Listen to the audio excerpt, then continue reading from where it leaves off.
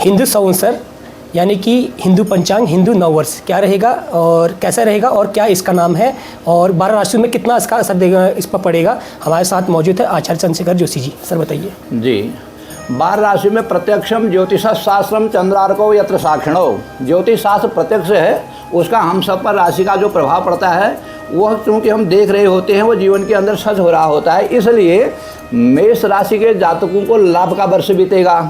वृष राशि के जातक अनेक रुके हुए कार्यों को प्रसन्नतापूर्वक सफलता की ओर अग्रसर होते देखे जाएंगे। मिथुन राशि के जातक आर्थिक तरक्की, उद्योग से लाभ, व्यापार से लाभ को प्राप्त करते हुए देखे जाएंगे। कर्क राशि के जातकों को आवश्यकता से ज़्यादा मेहनत करनी पड़ेगी, थोड़ा फल मिलेगा, मनोवृत्ति सब सिद्ध होगी, लेकिन थोड़ा देर से होगा। और सिंह राशि के जातकों को जो कार्य आज तक उन्होंने अपने चित्त में सोचा है और उस मंजिल तक नहीं छू पाए हैं, तो यह इतना सुंदर वक्त आ रहा है कि उस मंजिल तक वो पहुंच जाएंगे। कन्या राशि के जातकों को राजनीतिक रूप से लाभ होगा, सामाजिक क्षेत्र में प्रगति करेंगे और आर्थिक क्षेत्र में भी उनकी उन्नति बनी रहेगी। तुला क्षेत्र के जातक जैसे नेतागिरी में और जैसे आपके व्यवसाय में, उद्योग धंधे में, ठेकेदारी में यहाँ सफल होंगे। वृश्चिक राशि के जातक जो बड़े प्रयत्नशील हैं, मेहनती हैं, किसी अच्छी कंपटीशन में निकलेंगे, अच्छी परीक्षा पास करेंगे, अच्छी नौकरी को पाएंगे। धन राशि के जातक जिन विषम परिस्थिति से जूझ रहे थे, पारिवारिक कलह, क्लेश, आर्थिक तंगी से जो जूझ रहे थे, वो समय उनका निपट गया। आने वाला जो समय होगा उनका गोल्डन ईयर होगा, ये स्वर्णिम वर्ष होगा।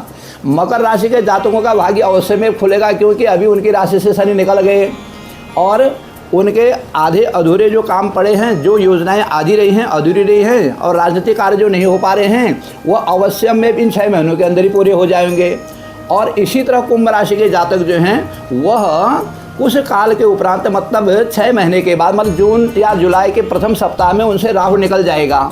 जो ही राहु की दशा उनसे निकलेगी तो वो जीवन की ऊंची बुलंदियों को प्राप्त करेंगे और जिन स्थानों को, जिन कार्यों को बड़ी मेहनत से करते हुए वो सफल नहीं हो पाए, वहाँ पूर्ण रूप से वो सफलता प्राप्त करेंगे। और मीन राशि के जातक तमाम सारे कार्यों को करने के पश्चात इन 6 महीनों के बाद, वर्ष के प्रारंभ को हम उत्तरार्ध का पूर्वार्ध कहते हैं, वर्ष के 6 महीने हमारे उत्तरार्ध होते हैं। इस वर्ष के उत्तरार्ध में अंततोगत्वा सारे अच्छे काम उनके परिसंपन्न होंगे, खुशी का माहौल घर में होगा, रोग मुक्त शरीर होगा, दाम्पत्य जीवन का सुख भोगेंगे, संतान से परम सुख प्राप्त करेंगे।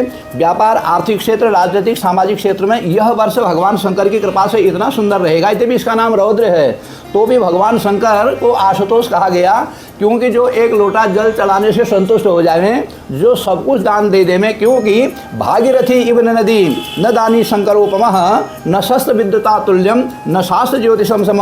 पवित्र सरयू नदी से बढ़ के कोई दूसरी नदी नहीं है। देने वालों में शंकर जैसा कोई दानी नहीं है, शास्त्रों में ज्योतिष जैसा कोई शास्त्र नहीं है।